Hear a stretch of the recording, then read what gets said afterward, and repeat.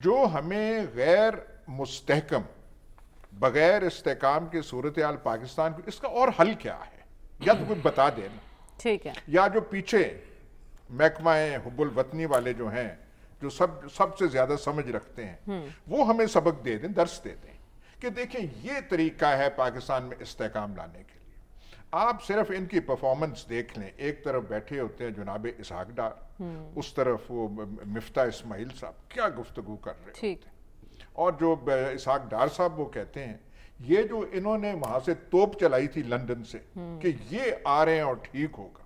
میرے خیال اب میں کیا کہوں، اسحاق ڈار ہمارے ساتھ کالیگ بھی رہے ہیں، پر جو ان کی باتیں ہیں وہ کر کے کہ جو 12 بلین کہاں ہے، ان کا 12 بلین تو ہو.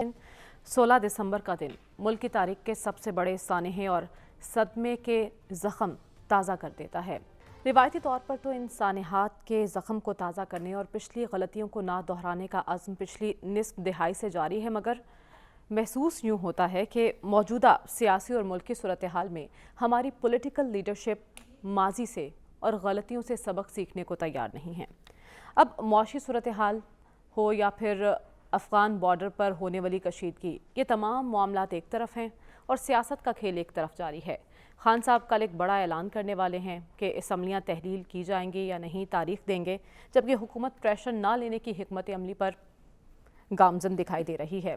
ہمیں بھی روایتی طور پر سیاست پر ہی بات کرنی ہے. تو ایاز صاحب، مشاورت کا سلسلہ جاری ہے، ملاقاتوں پر ملاقاتیں ہو رہی ہیں، بڑے بڑے اجلاس ہو رہے ہیں، حتمی فیصلہ خان صاحب نے کرنا ہے. اسمبلیاں تحلیل کرنے کا مشکل فیصلہ خان صاحب کریں گے، اور اگر کرتے ہیں یہ ان کے حق میں ہوگا یا پھر ایک نیا یو ٹرن اور معاملہ مؤخر؟ ایک میری آپ سے درخواست ہے، جب آپ سیاسی قیادت کی بات کرتے ہیں کہ انہوں نے کوئی سبق نہیں سیکھا، تو یا تو آپ قیادت کا پورا احاطہ کر سکیں کہ اس ملک کی قیادت، اس کے جزو کیا ہیں، کون زیادہ اثر انداز ہے.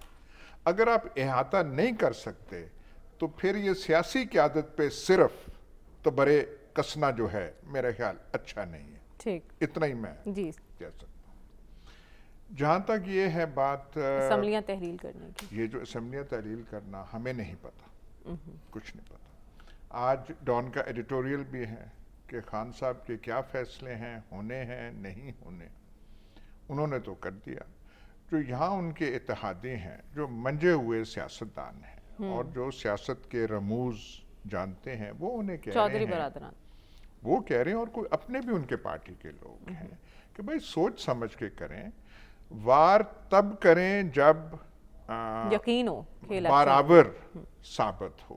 جو آپ چاہتے ہیں کہ آپ یہ کر کے اگلوں سے، آپ نے قومی اسمبلی سے استعفے دیے ہیں، ان کا پتہ ہی نہیں ہے کہ راجہ پرویز اشرف صاحب نے کیا ہے اور کہاں تک پہنچائے ہیں، تو اس کا تو وہ اسمبلی وہ چلائی جا رہے ہیں. آپ بشپ کہیں کہ نان ریپریزنٹیٹیو ہے، تو یہاں بھی وہ نہ ہو چیز.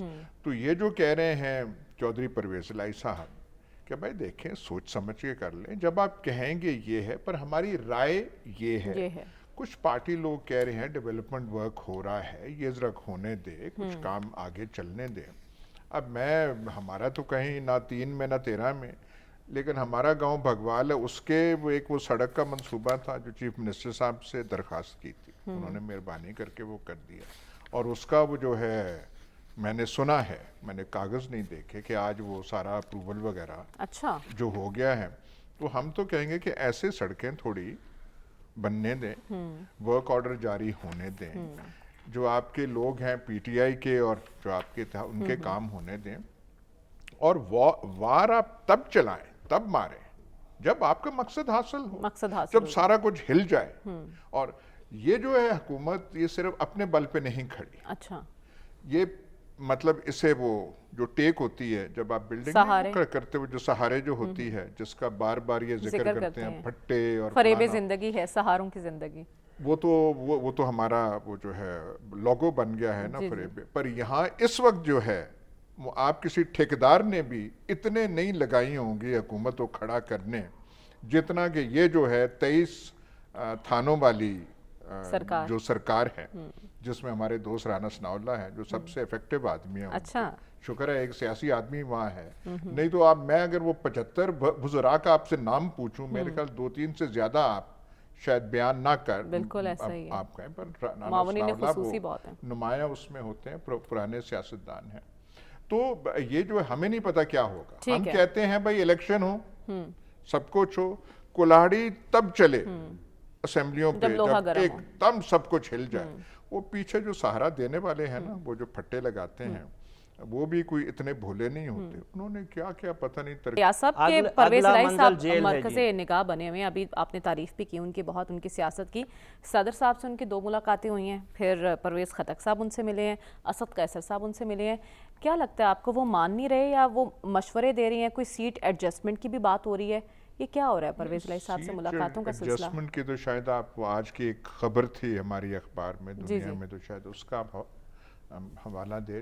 بھئی یہی چاہتے ہیں جو ہم بھی کہہ رہے ہیں، اور جو حضرت جو سب سے بڑے ہماری سیاسی اتھارٹی تھنک ٹینک کے ہیں، جنہوں نے پوری سیاست کے رموز ایسے وہی کہتے ہیں جو آپ ہمیں کہتے ہیں. اچھا، وہ پہلے ہی دن کے نہیں کریں گے، اگلے ہفتے بھی آپ دیکھیں گے تو آئیں گے تو یہ ہوگی. تو ان کی بہت ساری جو سر دعا تو یہی ہے کہ بگوال کی روڈ بننے سے پہلے تو کسی صورت پنجاب بگوال کی روڈ کے ساتھ ہے، ہم سب بھگوال کے ساتھ ہیں. اور آپ نے آتے یہ بات کہی ہے کہ جی بگوال کی روڈ بننا شروع ہوگی. ایک جو قبلہ نے بات کی کہ ڈیولپمنٹ ورک ہوگا تو ووٹ ملیں گے. حضور جس دن آپ ہمیں بتا رہے تھے کہ 12 کی گنتی تو بائی الیکشنوں کی ہو گئی ہے، گنتی شروع 12 کے کون سے بعد ڈیولپمنٹ ورک ہوئے تھے؟